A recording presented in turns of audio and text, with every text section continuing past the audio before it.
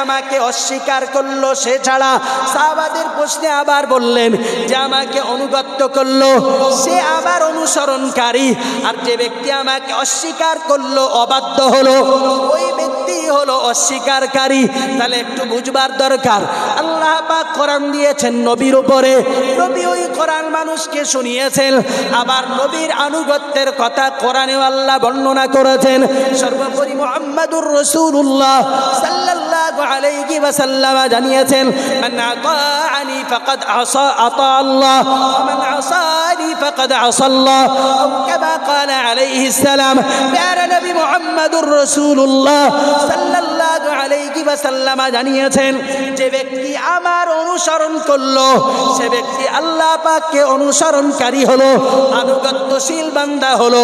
ওয়া মান আসানি ফাকাদ আসা আল্লাহ, আর যে ব্যক্তি আমার অবাধ্যতা করলো মুহাম্মাদুর রাসূলুল্লাহ সাল্লাল্লাহু আলাইহি ওয়াসাল্লাম জানিয়ে দিলাম ওই ব্যক্তি আল্লাহ পাকের অবাধ্য বান্দা বলে বিবেচিত হয়ে গেল। তাহলে অনুসরণ আনুগত্য তার মানদণ্ডটা হলো আনুগত্য করলেই আল্লাহর আনুগত্য।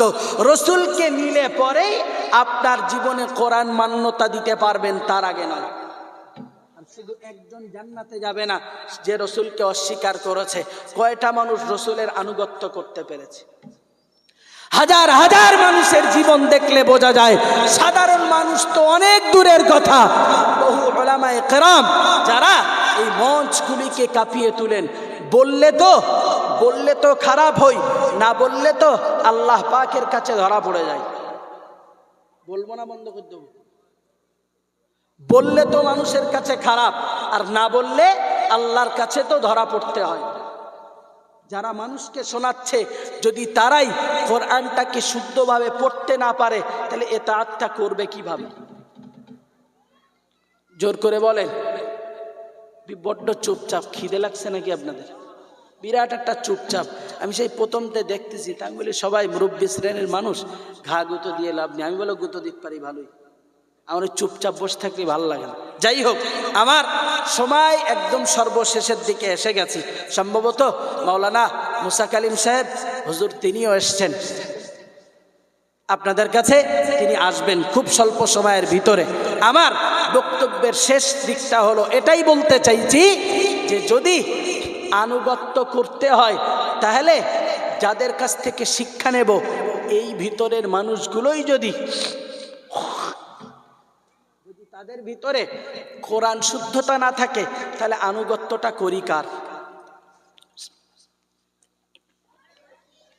কিভাবে করবে আনুগত্য?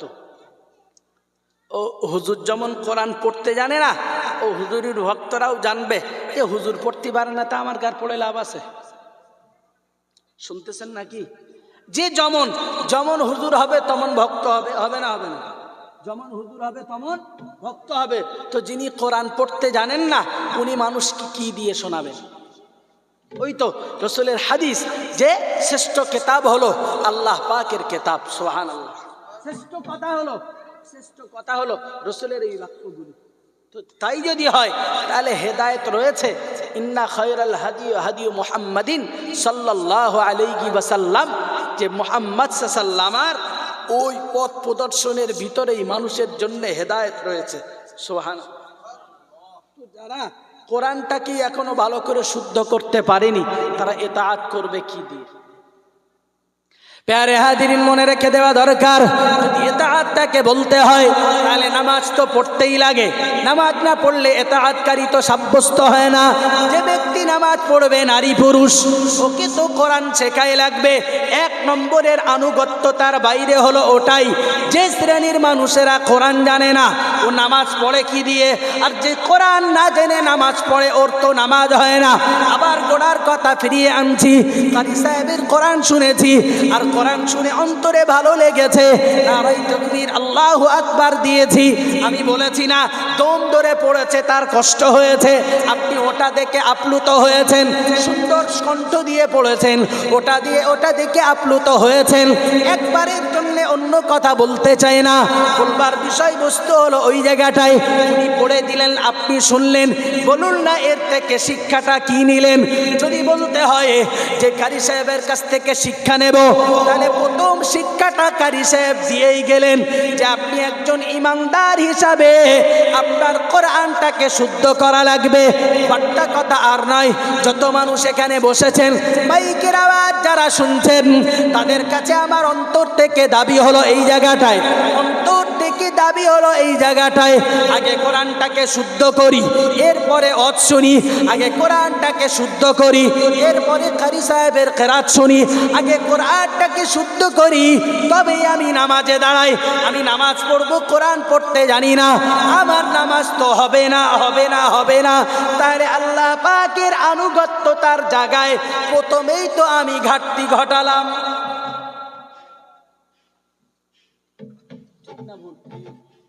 আপনারা অন্য মনস্ক হবেন না। পরবর্তী হুজুর আসলে তাকে 1.5 ঘন্টা দেখতে পাবেন। আমার কথাগুলো আমি এখন আসি, যতক্ষণ নজর আমার দেখি, আমি উঠে যাব, নজর ওনার দিকে দেবেন। আমি শেষ কথাটা না বললে আপনারা বুঝবেন না। যদি নামাজ পড়ি তাহলে হবে প্রথম এতাআত, ঈমান আনবো, আল্লাহ পাকের প্রতি বিশ্বাস, এটা আমার আনুগত্যতা।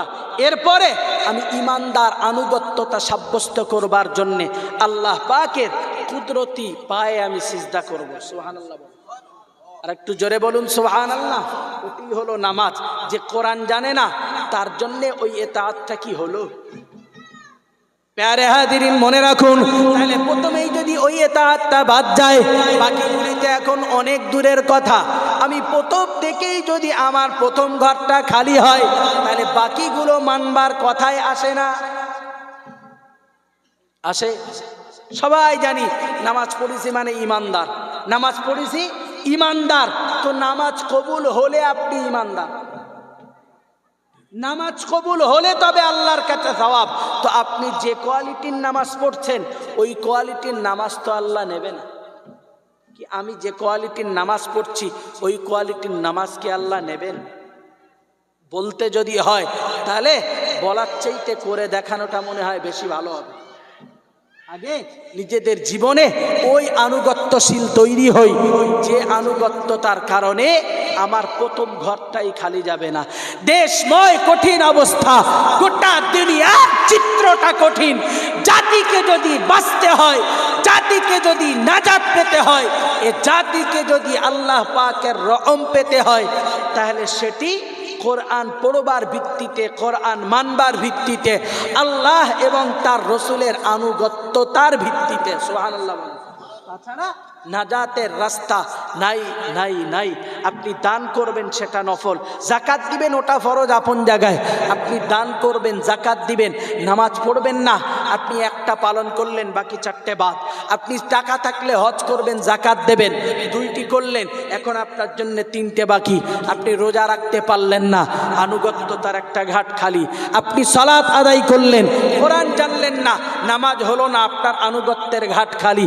আপনি বিশ্বাস করলেন অন্তরে, অথচ জায়গা মতো যদি ঘাটতি হয়, তাহলে মনে রাখতে হবে আপনার ওই জায়গার ঘাটতিটা কোনো দিনের তরেও পূরণ হবে না যত সময় আপনি পূরণ না করবেন।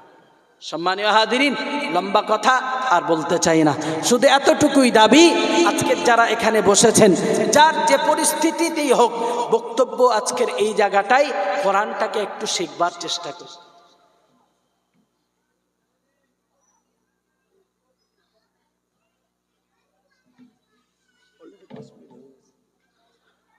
অস্বীকার করবার কোনো জায়গা নাই।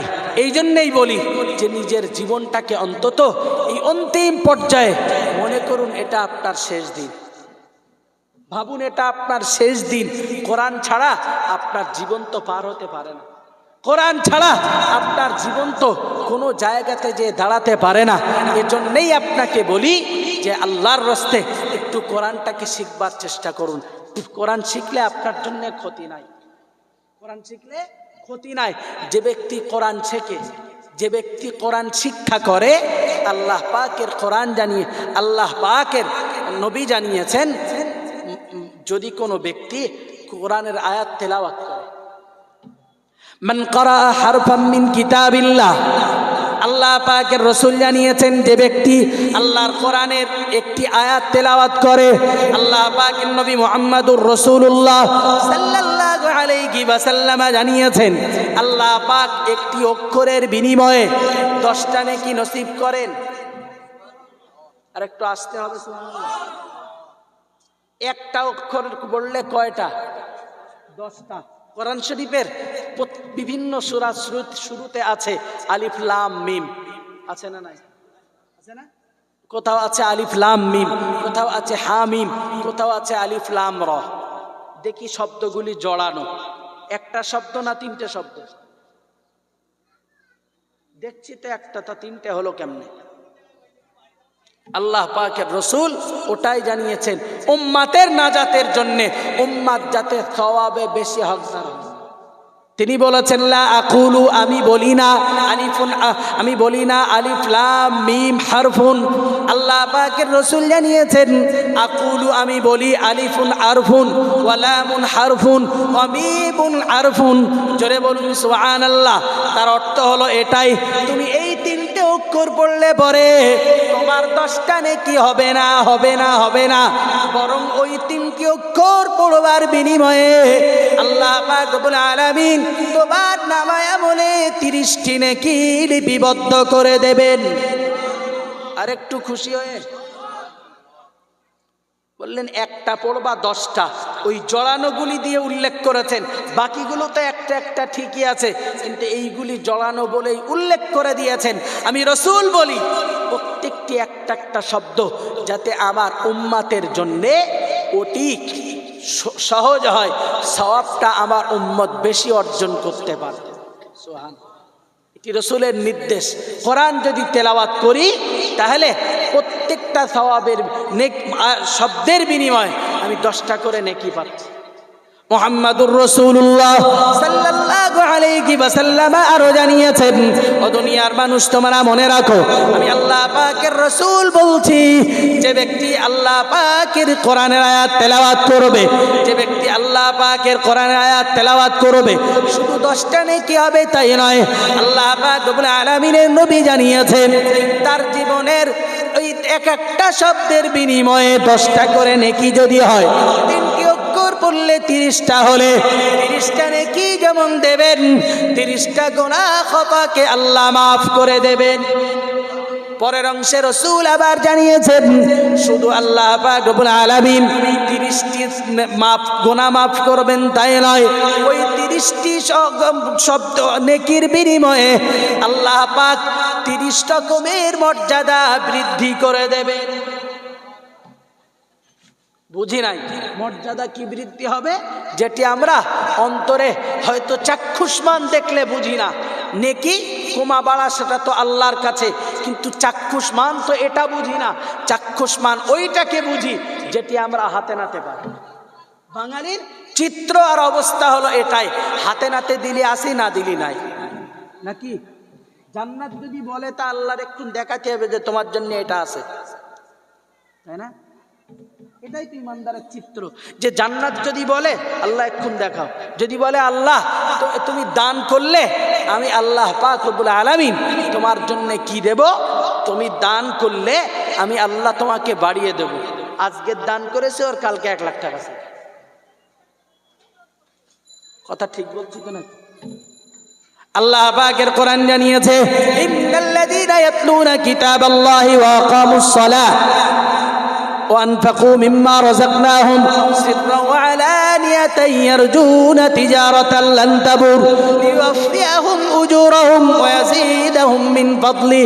আল্লাহ পাকের কোরআন জানিয়েছে ও দুনিয়ার মানুষ তোমরা মনে রাখো, ইন্নাল্লাযীনা ইয়াতলুনা কিতাবাল্লাহ, যে ব্যক্তি আল্লাহ পাকের আয়াতকে তেলাওয়াত করে, ওয়া আকামুস সালাহ, আর নামাজকে যে ব্যক্তি প্রতিষ্ঠা করে, ওয়া আনফাকু মিম্মা রাযাকনাকুম, যে ব্যক্তি আল্লাহ পাকের রাস্তাতে খরচ করে সিররা ওয়া আলানিয়া, গোপনে আর প্রকাশ্যে, ইয়ারজুনা তিজারাতান লান তাবুর, আল্লাহ পাকের কোরআন জানিয়েছে যে আল্লাহ পাক ইয়ারজুনা তিজারাতান লান তাবুর, সে যে ব্যবসার আশা করে আল্লাহ পাক রব্বুল আলামিন ওর ওই ব্যবসার কোনো কিছুই নষ্ট হতে দেবেন না। তার মানে যিনি কোরআনুল কারীম তেলাওয়াত করেন, যিনি নামাজ আদায় করেন, যিনি আল্লাহর রাস্তাতে খরচ করেন, তার উদ্দেশ্য হলো ওই যে কোরআনে আল্লাহ বলেছেন আল্লাহ তোমাদের জান আর মালকে কিনে নিয়েছেন জান্নাতের বিনিময়ে। আল্লাহ পাক রব্বুল আলামিন ওটাই বোঝাতে চেয়েছেন। আল্লাহ যে তোমাদের ব্যবসার খবর দিয়েছেন, যেমন অন্য আয়াতে আবার জানিয়েছেন হাল আদুল্লুকুম আলা তিজারা তুনজিকুম মিন আযাবিন আলিম। আল্লাহ পাকের কোরআন জানিয়েছে, আল্লাহ পাকের নবী জানিয়েছেন, আল্লাহ পাক রব্বুল আলামিন জানিয়েছেন ইয়া আইয়ুহাল্লাযীনা আমানু, এই ঈমানওয়ালা মানুষ মনে রাখো, হাল আদুল্লুকুম আলা তিজারা, আমি তোমাদেরকে কি এমন ব্যবসার খবর দেব তুনজিকুম মিন আযাবিন আলিম, যে ব্যবসাটা তোমাদেরকে আল্লাহ পাকের জাহান্নাম থেকে নাজাত দিয়ে দেবে। সুবহানাল্লাহ বলেন। কোরআনের ওই আয়াতের ব্যাখ্যা হলো এটাই, যে ব্যক্তি কোরআনুল কারীম তেলাওয়াত করে, নামাজ যে ব্যক্তি প্রতিষ্ঠা করে, আল্লাহর রাস্তাতে গোপনে আর প্রকাশ্যে যে ব্যক্তি খরচ করে, আল্লাহ পাকের কোরআন জানিয়েছে ওই ব্যক্তির ওই ব্যবসা কোনোদিন ধ্বংস হবে না, হবে না, হবে না। সুবহানাল্লাহ বলেন।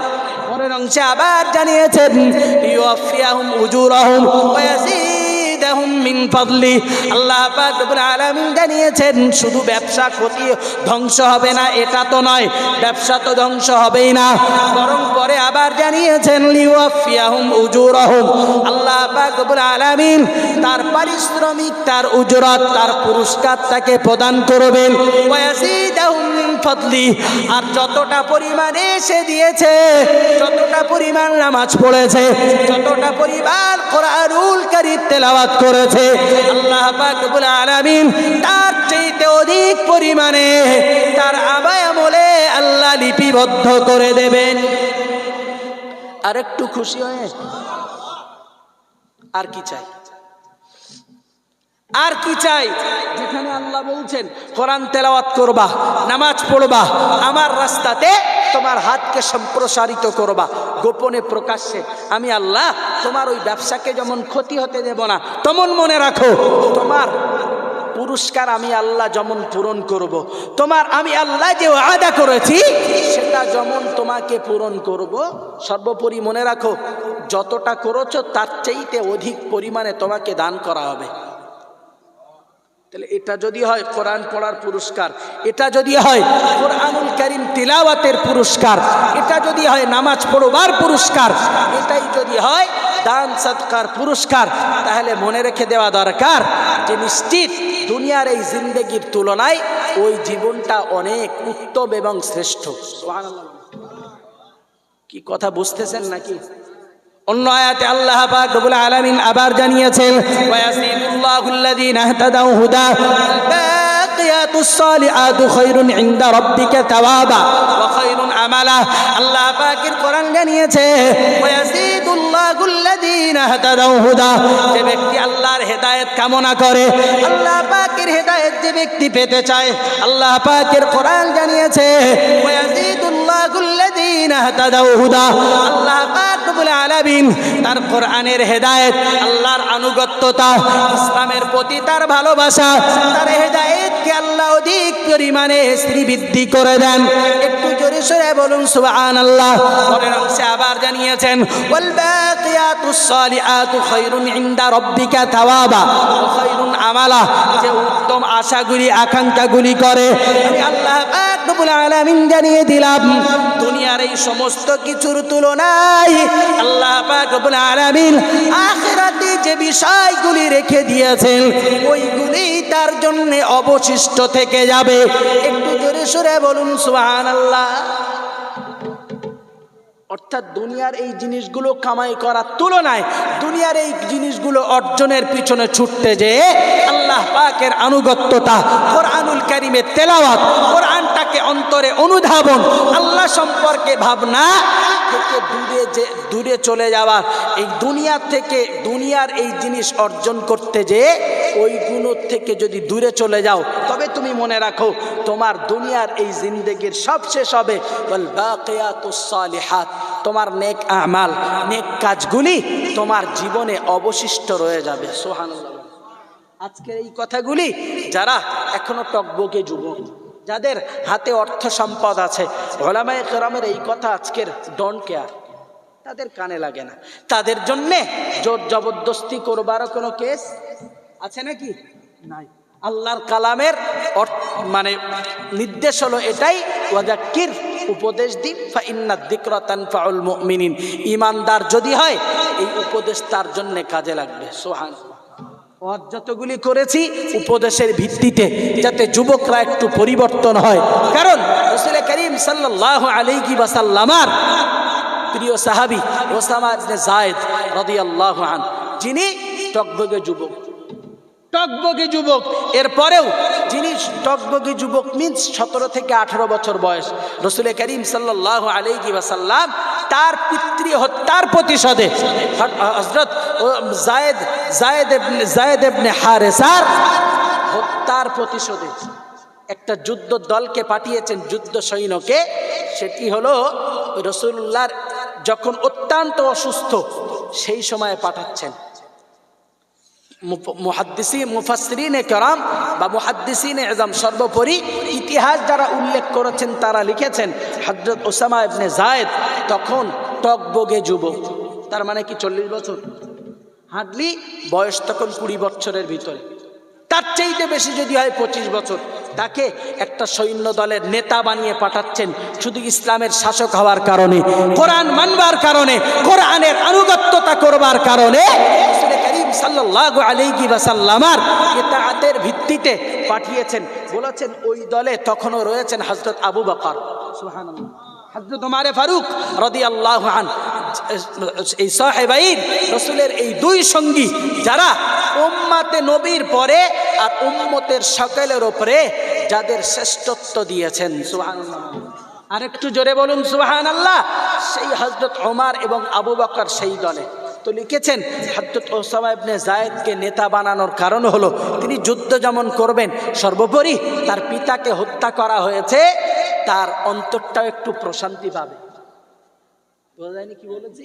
যদি কোনো সন্তানের পিতা মারা যায়, তাকে যদি সহানুভূতি প্রদর্শন করি, তার দিকে যদি একটু খেয়াল করি, তাহলে তার অন্তরটা জানবে যে আমার আব্বা মারা গেলেও সবাই আমার প্রতি স্নেহ মায়া মমতা দেখাচ্ছে। তো রাসূল এই জন্যে তাকে যুদ্ধের সেনানায়ক বানিয়েছেন। তো বলছেন তখন প্রমুখ রাসূলুল্লাহর দলিলুল কদর সাহাবীরা রয়েছেন। হযরত ওমর এবং আবু বকরকে ওই দলে দেওয়ার অর্থ হলো এটাই, এই অর্থ হলো এই জায়গাটাই যে ওনাদেরকে দিয়ে এটাই বোঝাতে চেয়েছেন আবু বকর আর ওমর এত শ্রেষ্ঠত্ব হওয়ার পরেও যদি ওসামা ইবনে যায়েদের নেতৃত্ব তারা মেনে নিতে পারে, তোমরা যারা আর সাহাবীরা আছো তোমাদের কোনো কথাই নাই। বোঝা গেল কি কিসের ভিত্তিতে হয়েছে, কিসের ভিত্তিতে? আল্লাহ পাকের নবী এটাই বুঝিয়েছেন। নিশ্চিত কোরআন মাননেওয়ালা যারা হয়, কোরআনের পাঠক যারা হয়, কোরআনের ধারক বাহক যারা হয়, যারা ন্যায় এবং সত্য হকপন্থী উলামায়ে কেরাম হয়, দুনিয়ার তা বড় নেতা, টাকাওয়ালা, সম্পদশালী, ওই উলামায়ে কেরাম কখনো মূল্যায়ন করে না। মূল্যায়ন করতে পারে, তাদের অর্থ মাদ্রাসার জন্য লাগতে পারে, সবকিছু ঠিক আছে, তাই বলে ইসলাম বহির্ভূত কোনো কাজ করবে ন্যায় সত্য উলামায়ে কেরাম, হকপন্থী আলেম কখনো ওই জিনিসকে মেনে নিতে পারে না। সুবহানাল্লাহ। আর একটু চিল্লিয়ে বলেন।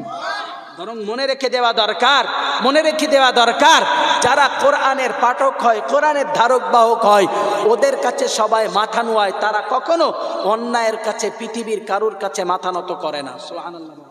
করতে হলে এক আল্লাহর জন্যে, করতে হলে এক ওয়াহদানিয়াতের জন্যে, করতে হলে সর্বভৌমত্বের মালিক মহান স্রষ্টা রবের জন্যে। তাছাড়া তাদের মাথা কারোর জন্যে নত হয় না। সেটি শুধু সম্ভব কোরআনের ধারক বাহকদের দ্বারাতে। যারা কোরআন পড়ে না, কোরআন অনুধাবন করে না, বুঝবার চেষ্টা করে না, ওই মানুষগুলি এই জায়গাটায় দাঁড়াতে কখনো সক্ষম নয়। প্যারে হাদিরিন, আমি বলতে বলতে এ পর্যন্ত চলে এসেছি। সঙ্গে দুটি হাদিসও আপনাদেরকে বলেছি কোরআন পড়বার ফজিলাতের সঙ্গে। হাতে না ধরে পায়ে ধরে আপনাদেরকে রিকোয়েস্ট করছি, আল্লাহর রাস্তায় একটু কোরআনটাকে পড়বার চেষ্টা করুন, একটু কোরআনটাকে পড়বার চেষ্টা করুন। মনে রাখবেন, কোরআন যদি আপনি না জানেন আপনার ভেতরটা অন্ধকার হবে। কোরআন যদি আপনি না পড়েন আপনার ভেতরটা অন্ধকার হয়ে যাবে, আপনার ভিতরে আলো ফুটবে না, ফুটবে না, ফুটবে না। কারণ ওই কোরআন দ্বারাতেই তিনি তাদের অন্তরটাকে ফুটিয়েছেন। সুবহানাল্লাহ বলেন, আরেকটু চিল্লিয়ে বলেন। তা যদি না হয় তাহলে এই পৃথিবীর ইসলামের ইতিহাসে গরিব মানুষ, অসহায় মানুষ, দুস্থ মানুষ হওয়ার পরেও তারা ইসলামের শাসক সেনানায়ক হলো কিভাবে? হযরত খালিদ ইবনে ওয়ালিদ রাদিয়াল্লাহু আনহু, হযরত তালহা আব্দুল্লাহ ইবনে জুবাইর, জুবাইর ইবনুল আওয়াম, এরকম প্রমুখ প্রমুখ সাহাবী যারা বিরাট সম্পদশালী ছিলেন না। রাসূলুল্লাহ সাহাবাদের ভিতরে গুটি কতক মানুষ ছিলেন সম্পদশালী। যেমন তার ভিতরে উল্লেখযোগ্য মধ্যপন্থী সাহাবী তো অনেক ছিলেন, তার ভিতরে উল্লেখযোগ্য ছিলেন হযরত ওসমান গনি রাদিয়াল্লাহু আনহু। তার মধ্যে উল্লেখযোগ্য ছিলেন হযরত আব্দুর রহমান ইবনে আউফ রাদিয়াল্লাহু আনহু। সুবহানাল্লাহ বলেন। এরকম গুটি কত কিছু সংখ্যক সাহাবী ছিলেন যারা শ্রেষ্ঠত্ব লাভ করেছেন। বাকি সম্পদের কারণে বাকি রাসূলের সাহাবাদের ভিতরে কেউ শ্রেষ্ঠত্ব লাভ করেছেন মুফাসসিরিন হিসাবে। সুবহানাল্লাহ বলেন। রাইসুল মুফাসসিরিন, রাসূলের প্রিয় চাচাতো ভাই হযরত আব্দুল্লাহ ইবনে আব্বাস রাদিয়াল্লাহু আনহু। সুবহানাল্লাহ বলেন। হযরত আবু হুরায়রা রাদিয়াল্লাহু আনহু, যিনি এসেছেন পরিবার ছেড়ে, পিতামাতা সব কিছুকে ছেড়ে দিয়ে, এরপরেও তিনি রাসূলুল্লাহর ইলমের অধিকারী হয়েছেন সবচেয়ে বেশি। সুবহানাল্লাহ।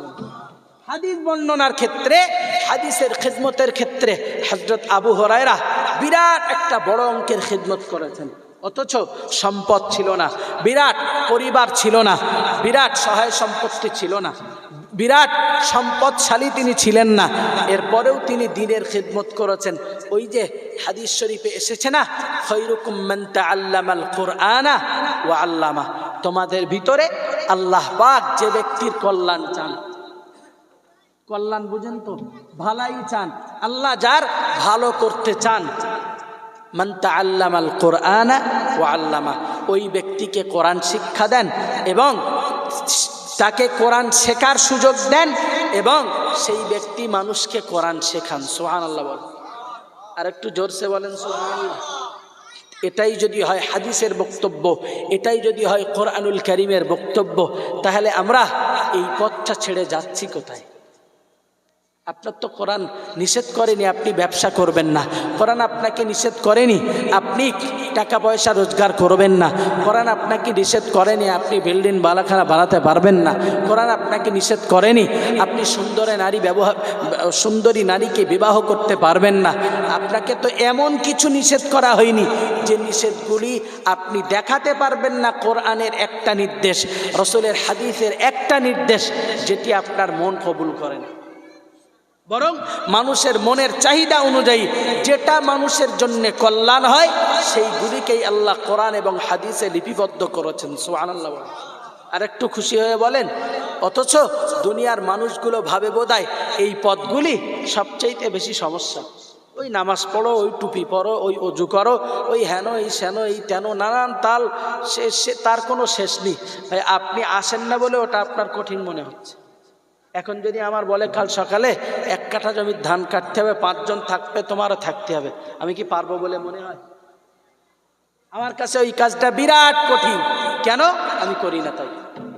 আপনি ইসলামটাকে মেনে দেখুন।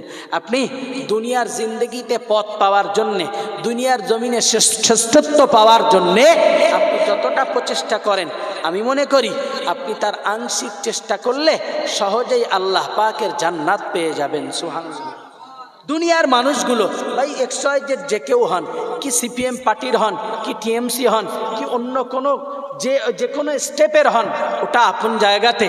যে কোনো ব্যক্তি যে প্রচেষ্টা চালায়, যদি মানুষ জান্নাত পাওয়ার জন্য ওই আংশিক প্রচেষ্টা করে, আল্লাহ তার জন্যে জান্নাতকে মঞ্জুর করে দেবেন। সুবহানাল্লাহ বলেন। আল্লাহ কবুল করুন, বলুন আমিন। প্যারে হাদিরিন, বক্তব্য আর লম্বা নয়, টাইম ছাড়াও আধা ঘন্টার বেশি বলে ফেলেছি। তো এসছেন মাওলানা মুসা কালিম সাহেব।